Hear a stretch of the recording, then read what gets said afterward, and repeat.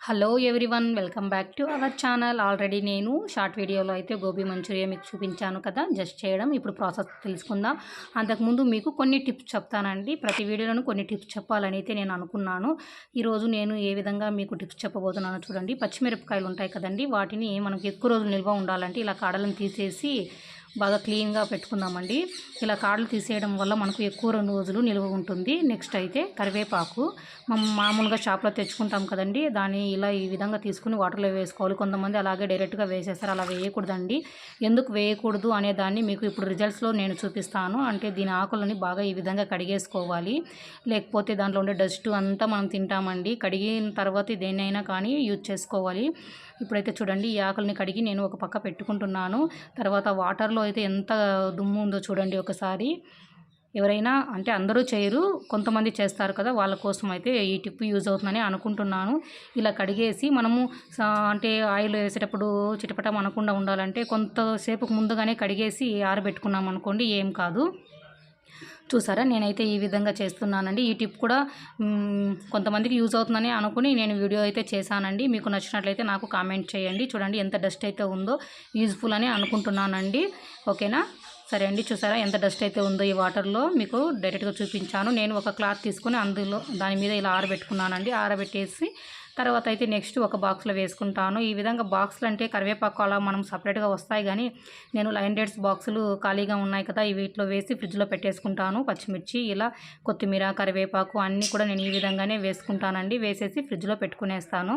నాకు చాలా రోజుల పాటు నిల్వ ఉంటుంది. ఇవి మనకు పచ్చిగానే ఉంటాయి, బాగుంటాయండి. కొంచెం తీసుకుంటున్నాను, గోబీ మంచూరి చేయాలి కదా, అందుకోసం ముందుగానే తీసి పెట్టేసుకుంటున్నాను పక్కన. అంతేనండి. ఇప్పుడు మనము గోబీ మంచూరి ఎలా చేయాలనే దాన్ని వీడియోలో చూద్దామా. మరి స్కిప్ చేయకుండా వీడియో మొత్తాన్ని చూడండి. చాలా చాలా బాగుంది, ఇంట్రెస్ట్గా.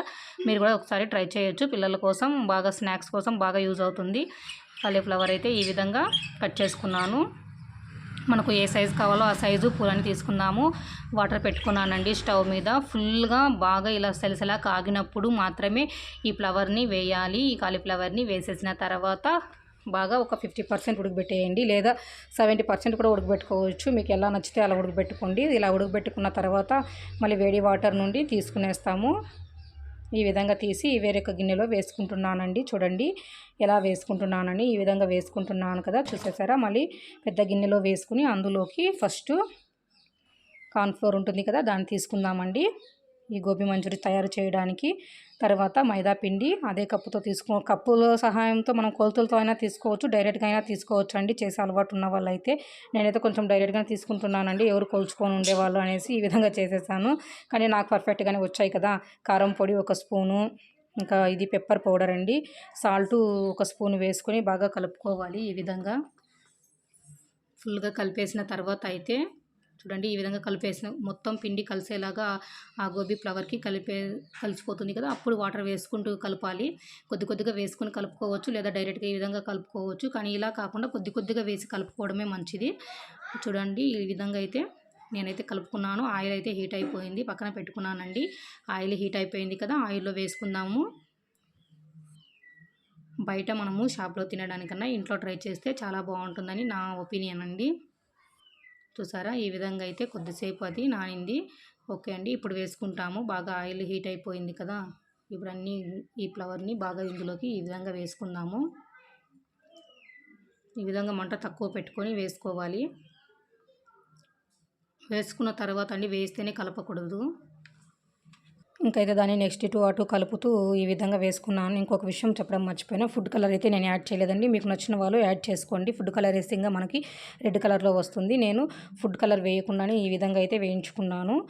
ఈ కాలీఫ్లవర్తో ఇలా ఈ విధంగా వేసుకున్నాం కదండి. ఇంకా ఉందండి ప్రాసెస్, చూద్దాం. మరి ఇలా కూడా తినేయచ్చు డైరెక్ట్గా, చాలా బాగుంటుంది. కానీ మనకు స్పైసీగా ఉండాలి కదా, కాబట్టి మనము చేసుకుందాము. నేను ఆల్రెడీ మీకు షార్ట్ వీడియోలో పెట్టాను కదా, ఈరోజు ఈవినింగ్ పెడతానని, అదేనండి ఈ వీడియో. మళ్ళీ ఆయిల్ వేసుకున్నాను. చూడండి, ఆయిల్ హీట్ అయ్యాక ఇలా సన్నగా తరుక్కోవాలండి ఆనియన్స్ని. ఈ విధంగా తరుక్కున్న తర్వాత బాగా ఆయిల్లో వేసి బాగా ఫ్రై చేసుకోవాలి. ఈ విధంగా ఫ్రై అయిపోవాలి మొత్తము. ఇంకా ఆనియన్స్ అయితే ఫ్రై అయిపోయిన తర్వాత పచ్చిమిరపకాయలు ఇలా రౌండ్గా వేసుకున్నాం కదా. చిన్నపిల్లలు ఉంటే వాళ్ళకి తినిపించినప్పుడు మనం చూసి వేసి ఇవ్వాలండి గోబీని. ఎందుకంటే అది చిన్న చిన్నగా ఉన్నాయి కదా, వాళ్ళు తినేస్తే మళ్ళీ పాపము కారం వేస్తుంది, వాళ్ళు అరుస్తారు. కాబట్టి మనం ముందుగా చూసుకోవాలి.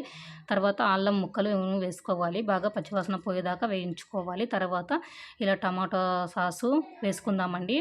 టమాటో సాస్ నాకు ఈ ఫ్లేవర్ ఎక్కువ తీసుకున్నాను కదా, కొంచెం ఎక్కువే తీసుకుంటున్నాను. తక్కువైతే కొంచెం తక్కువ తీసుకోండి. నేను ఎక్కువ తీసుకున్నాను కాబట్టి ఎక్కువ తీసుకుంటున్నాను. ఇంకా సోయా సాసు వేసుకుంటున్నాను. ఇంకా చిల్లీ సాస్ ఉంటే కూడా వేసుకోండి మీ దగ్గర, నో ప్రాబ్లం. నేనైతే సోయా సాసు, టమాటో సాస్ వేసుకున్నాను. చూసారా, ఈ విధంగా వేసుకుని కలుపుకుందాము. ఇప్పుడు మంట తక్కువ పెట్టి కలిపానండి ఫస్ట్లో, మళ్ళీ మంట పెంచుకున్నాను. ఈ విధంగా మొత్తం కలిసేలాగా కలుపుకోవాలి. ఈ విధంగా అయితే కలిపేసుకున్నాం కదా. చూడండి, ఆయిల్ పైకి ఇలా తేలుతున్నప్పుడు కొద్దిగా వాటర్ వేసుకుందామండి. ఇందులో కొద్దిగా వాటర్ వేసుకోవడం వల్ల ఏమవుతుందంటే, మనం గోబీ మంచూరి వేయించి పెట్టుకున్నాం కదా, అది బాగా స్పైసీగా రెడీ అవుతుంది. చూడండి, వాటర్ వేసాక ఈ విధంగా అయితే మనకు రెడీ అయింది. చాలా అంటే చాలా బాగుంది, తినడానికి టేస్టీగా ఉంది. ఇప్పుడు మనము ముందుగా రెడీ చేసి పెట్టుకున్నాం కదా కాలీఫ్లవర్తో, అదేండి ఈ పువ్వుని ఈ విధంగా వేసేసి కలుపుకుంటామండి. ఫుల్గా కలిసేలాగా మొత్తం కలిపేయాలి. ఈ విధంగా చూడండి నేను ఎలా కలుపుతున్నాను అనేసి. ఈ విధంగా మొత్తం కలిపేసుకుంటున్నాము. చూసారా, కొంతమందికి అయితే దీన్ని చూస్తేనే నోరు ఊరుతుందేమో కదా, నాకైతే అలానే ఉందండి. వీడియో చేస్తుంటే ఆల్రెడీ తిన్నాను కానీ నోరు ఊరుతుందండి. ఈ విధంగా అయితే గోబీ మంచూరి అనేది రెడీ చేసుకున్నాను ఇంట్లోనే ఈరోజు. చాలా అంటే చాలా బాగా కుదిరింది. మీకు ఈ ప్రాసెస్ నచ్చిందా? నచ్చినట్లయితే లైక్ చేయండి. తప్పకుండా నా ఛానల్ని సబ్స్క్రైబ్ చేసుకోవడం మర్చిపోకండి. అదేవిధంగా మీరు కూడా ఒకసారి ట్రై చేయండి గోబీ మంచూరిని ఇంట్లోనే ఏ విధంగా చేయాలి అనేదాన్ని. చాలా చక్కగా చాలా బాగా వచ్చిందండి. ఇంకా లాస్ట్లో అయితే కొత్తిమీరను కట్ చేసి కడిగి పెట్టుకున్నానండి, దాన్ని వేసుకుందాం. Thanks for watching. Please like and subscribe my channel. Thank you.